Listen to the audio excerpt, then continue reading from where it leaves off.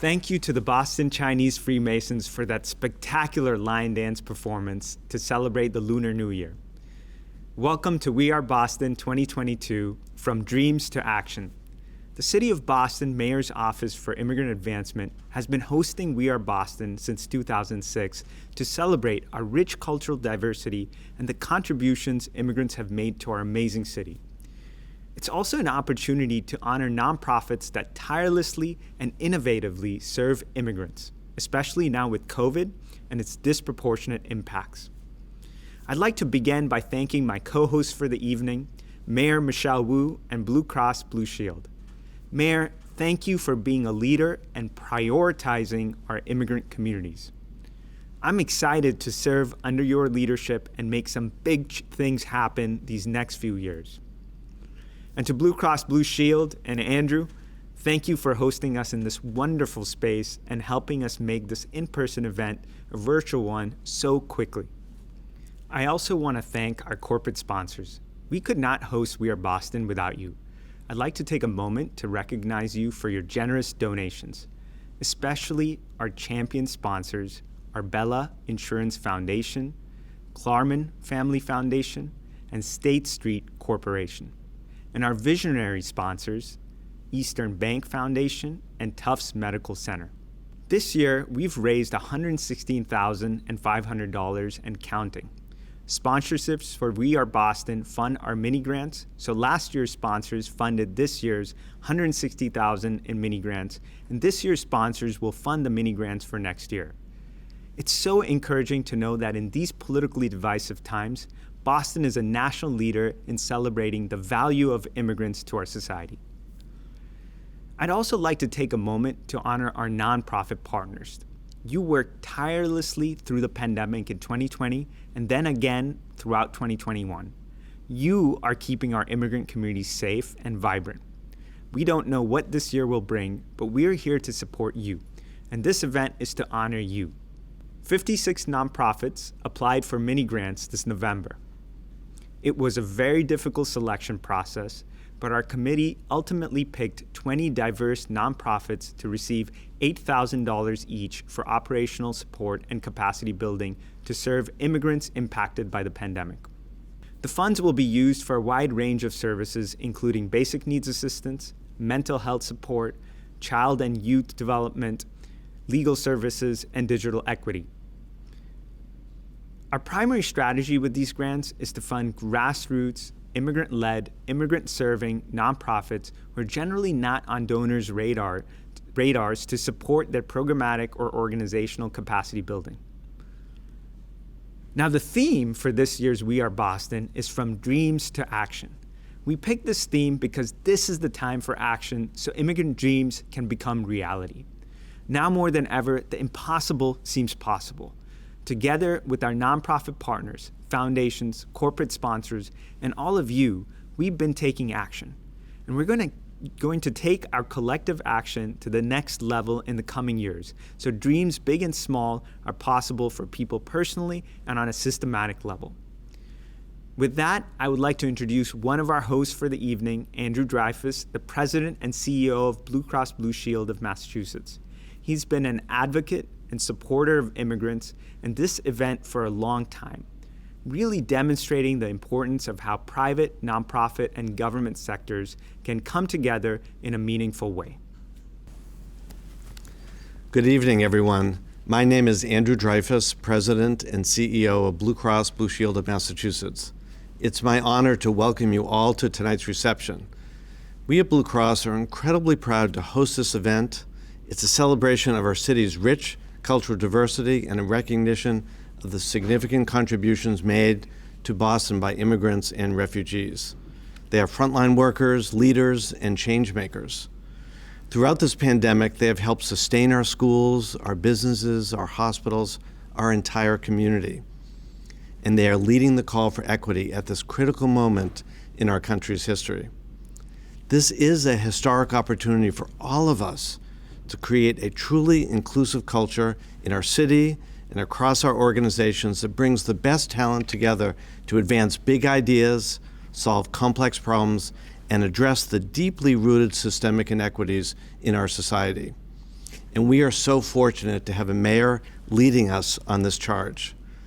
Mayor Wu understands that the city's diversity is its greatest strength and that the immigrant community is at its core.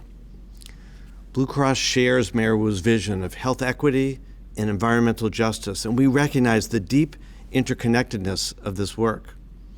As the city's health plan and as a civic organization committed supporting wider change in our city and state, we are proud to work toward this vision and encourage our fellow Boston businesses to join with us. This work is personal for me too. My family fled Eastern and Central Europe more than 100 years ago. My grandmother was the president of Hecht House, which helped educate young Jewish immigrant women and gave them the skills to financially support their families.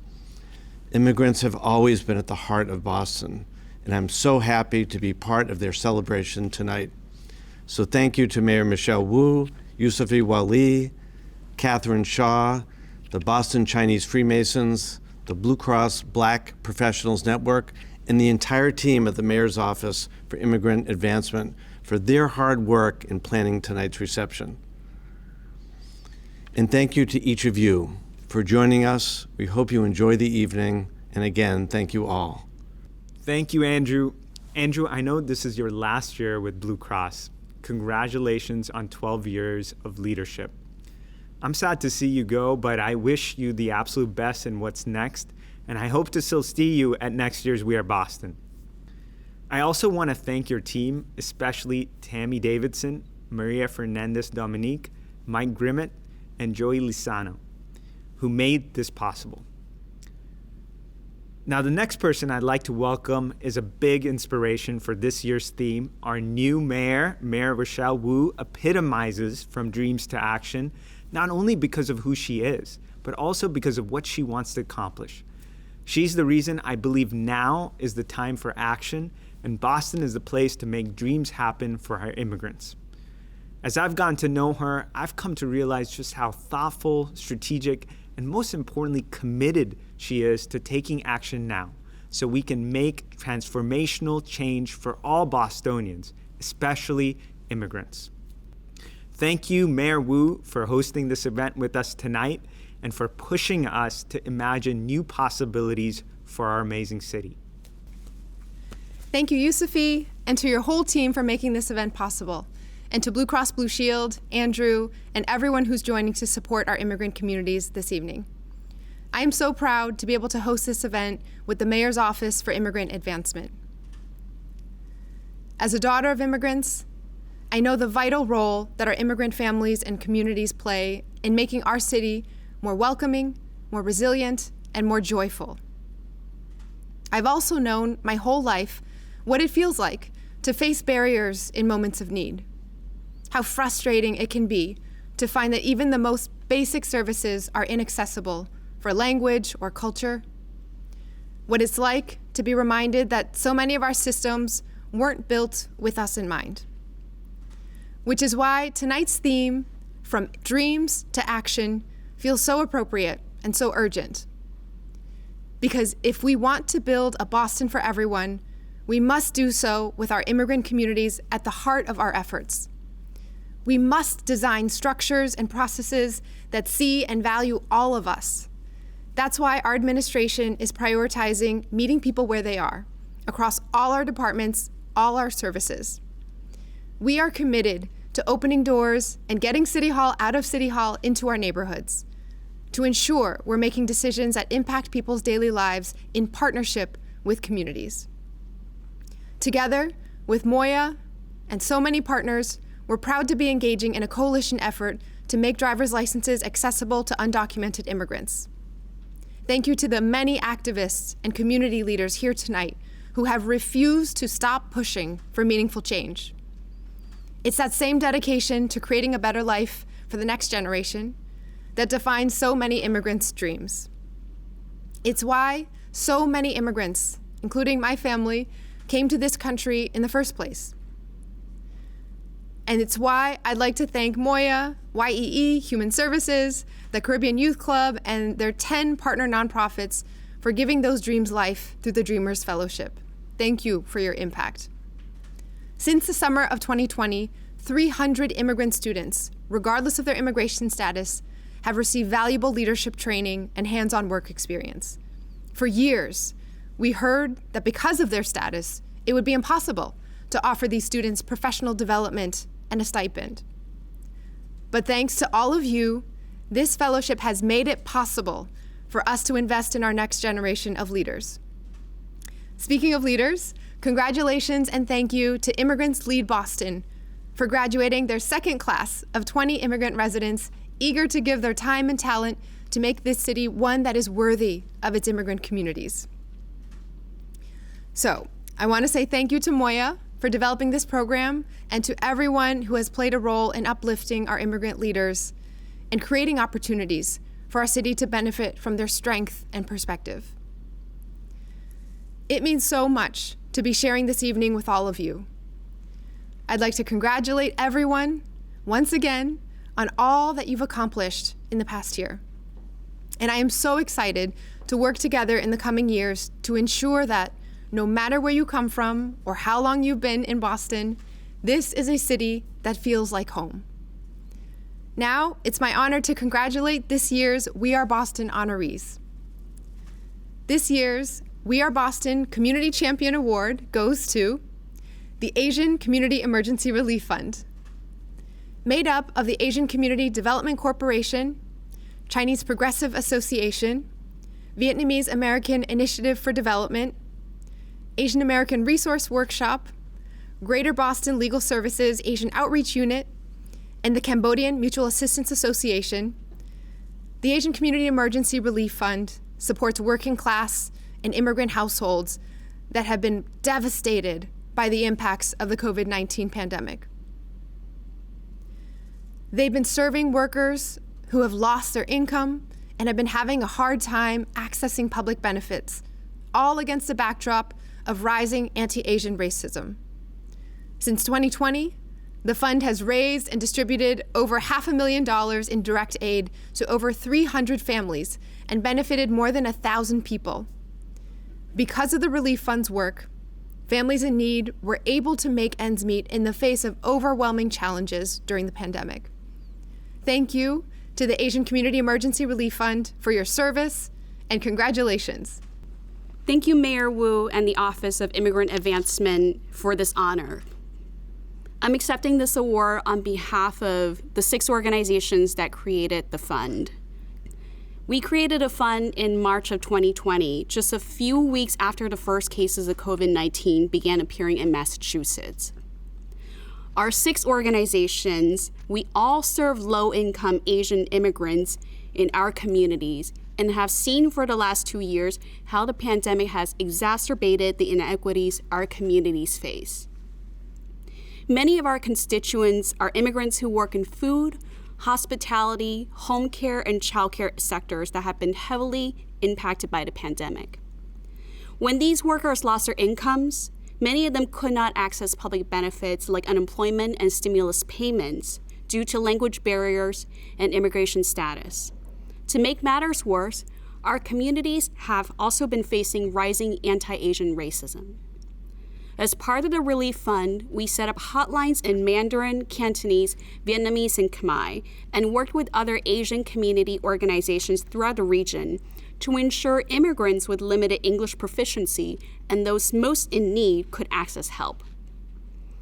The Relief Fund provided direct financial assistance to community members who lost work and had trouble meeting basic needs and could not qualify for other benefits. Over the last 2 years, we raised over $500,000 and helped 1,000 individuals through this fund throughout the Asian community, the majority of whom were undocumented. Through this work, we have gained a deeper understanding of the needs of the most vulnerable among us, and our collaboration continues beyond this relief fund to advocate for long-term systemic change through language access and data equity, better worker protections, and resources for equitable COVID recovery. Thank you for this honor. Our next award is the We Are Boston Corporate Leadership Award, given to a corporation that has demonstrated a deep commitment to Boston's immigrant communities. This year, The award goes to Arbella Insurance Foundation.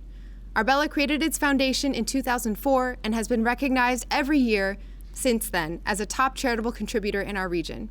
Thank you to the foundation for your generous support of our immigrant nonprofits and for your commitment to creating a welcoming, inclusive city.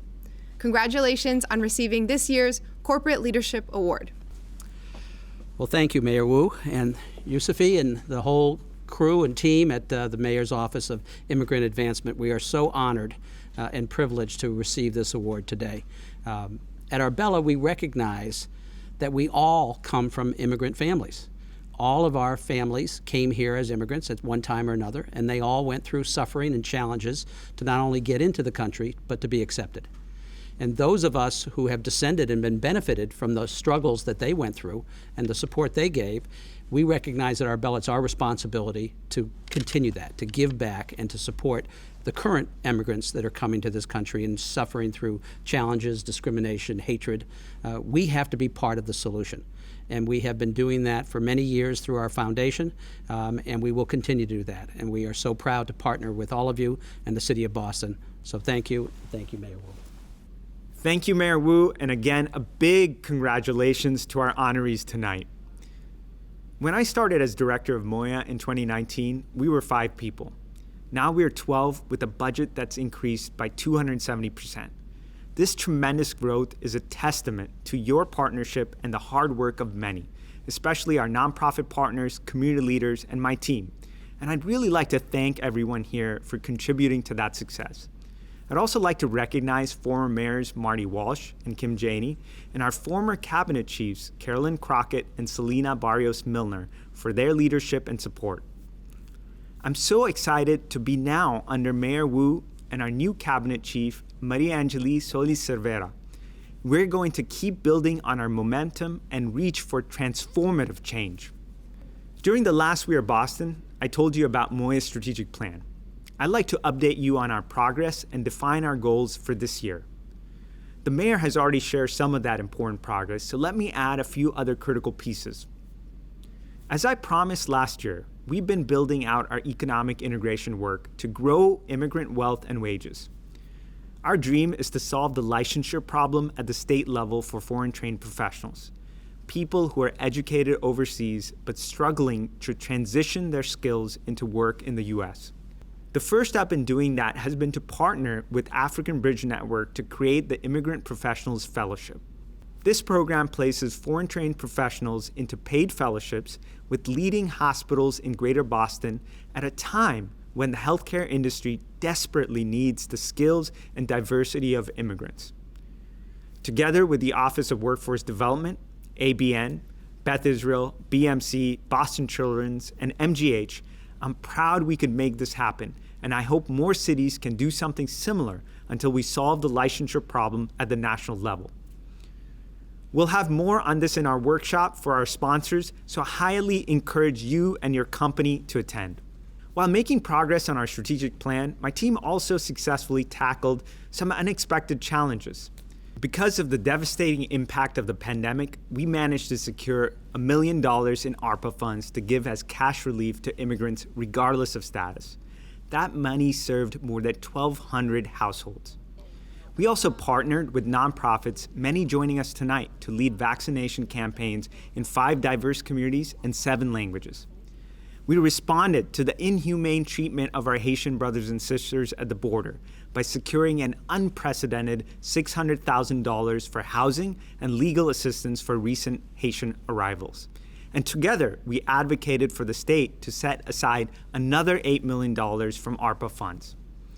We couldn't have done this without our fellow City of Boston colleagues and our nonprofit partners, community leaders, especially the Massachusetts Immigrant Collaborative and the Immigrant Family Services Institute. Thank you for taking action to solve systematic problems while treating people with dignity. The only thing we need to adjust is the MOIA Advisory Board.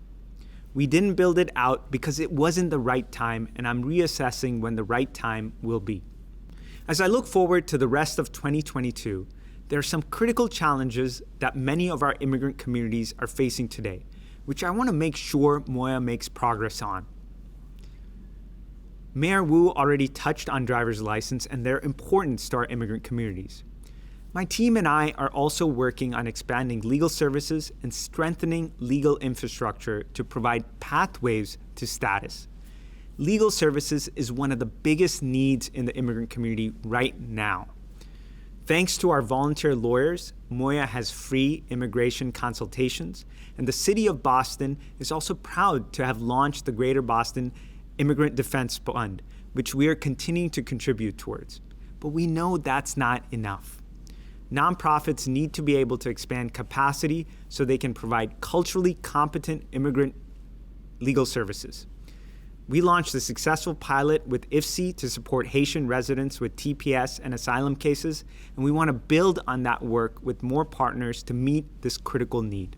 I also want to develop our work in social integration for our immigrant communities, especially with ESOL classes and mental health.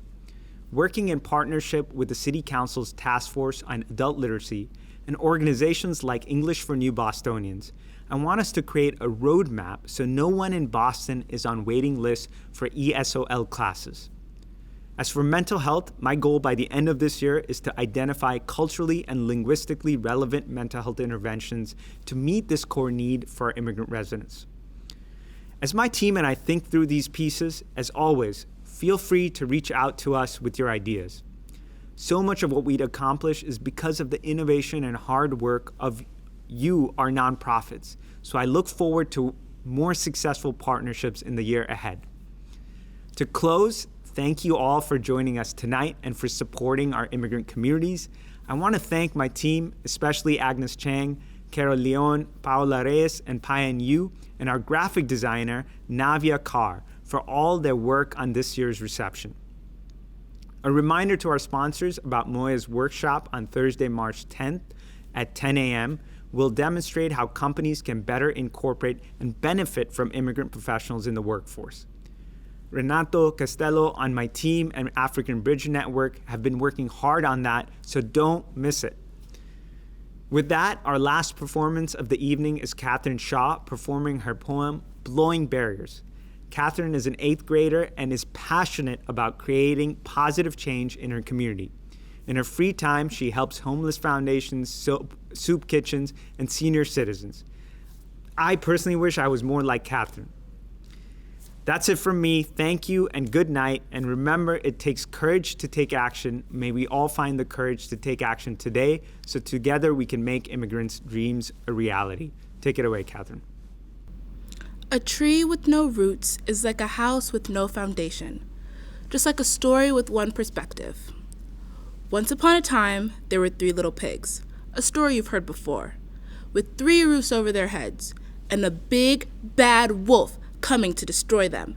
But there is more to this story than what's on the page. How can we only read from the pig's perspective? All we know about the wolf is that he lives on no one knows road in a house made of no one cares. And he has some kind of lung disease that causes him to huff and puff, which makes it hard for me to believe he can blow any house down.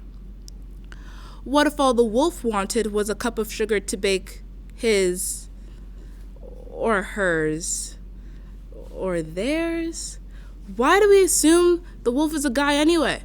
What if all he wanted was a cup of sugar to bake her grandmother a birthday cake? Just like a story with one perspective, assuming everyone can pay for health care causes people to suffer. In the eyes of the pigs, the wolf is the bad guy. In the eyes of ignorance, equitable health care is not an issue. We need to huff and puff and blow these barriers down. I am bringing light to this issue because people need high-quality, affordable health care. To get there, we need to hear everyone's stories and make decisions with multiple perspectives in mind. Multiple perspectives bring diversity to the table, and diversity at the table brings equitable change. We need leaders' execution to bring strong solutions. A table of inclusion can create a home, regardless of situation, with a stable foundation. Thank you.